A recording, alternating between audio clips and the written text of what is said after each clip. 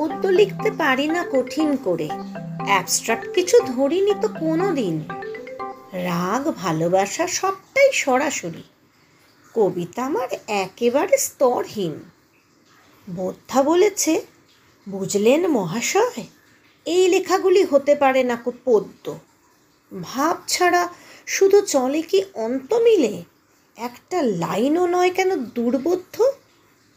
Feedback পেয়ে করলাম আমি পণ, এইবারে দেখো লিখব এমন ছড়া, চাঁদকে করব জ্বলন্ত স্যারিডন, সূর্যমুখীকে ক্রিসপি ডিমের বড়া।